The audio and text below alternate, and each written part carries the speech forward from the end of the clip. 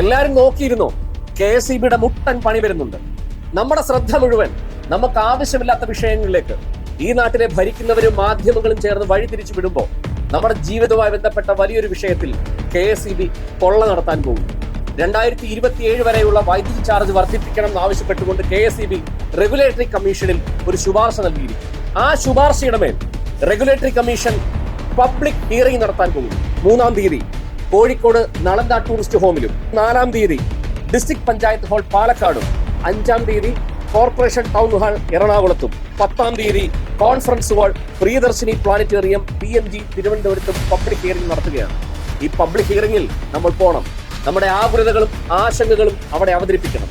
ഇല്ലെങ്കിൽ KSEB കൊടുക്കുന്ന ഇത്തരം നിർദ്ദേശങ്ങൾ റെഗുലേറ്ററി കമ്മീഷൻ അതേപടി അംഗീകരിക്കുകയും വൈദ്യുത നിരക്ക് വർദ്ധിപ്പിക്കുകയും ചെയ്യും. ഇതൊക്കെ വർദ്ധിപ്പിച്ചതിന് ശേഷം KSEB ഓഫീസിന് മുമ്പിൽ പോയി സമരം ചെയ്തിട്ടൊന്നും ഒരു കാര്യവുമില്ല. ഇത് കേൾക്കുന്ന നിങ്ങൾ ചോദിക്കും, വക്കീൽ ഇവന്മാരുടെ ഈ പബ്ലിക് ഹിയറിംഗിന് പോയിട്ട് വല്ല പ്രയോജനമുണ്ടോ എന്ന്. പ്രയോജനമുണ്ട്, അങ്ങനെ ഉണ്ടാക്കിയിട്ടുമുണ്ട്. സ്വല്പം അഹങ്കാരത്തോടും അതിലേറെ അഭിമാനത്തോടും പറയട്ടെ, സോളാർ വില വർധനവും ബന്ധപ്പെട്ട് ഇതുപോലെ ഒരു പബ്ലിക് ഹിയറിംഗ് നടത്തി. സാധാരണഗതിയിൽ ഒരു പട്ടിയും പൂച്ചയും പോലും അങ്ങോട്ട് തിരിഞ്ഞു നോക്കാറില്ല. ഒരു വീഡിയോ ചെയ്തു, ജനങ്ങൾ അങ്ങോട്ട് വരണം എന്ന് ആവശ്യപ്പെട്ടു. ഞാൻ പോയി.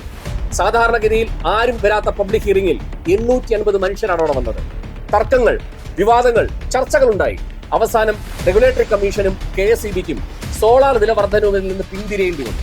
ഇതാണ് നമ്മുടെ ബലം.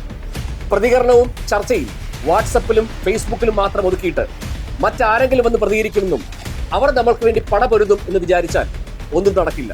നമുക്ക് വേണ്ടി പറയാൻ നമ്മൾ മാത്രമേ ഉള്ളൂ.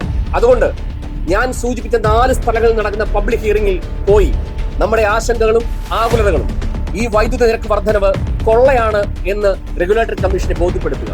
അവർ പിന്മാറും. KSEBയുടെ കൊള്ള അവസാനിപ്പിക്കണം, അനുവദിക്കാതിരിക്കുക. Thank you so much.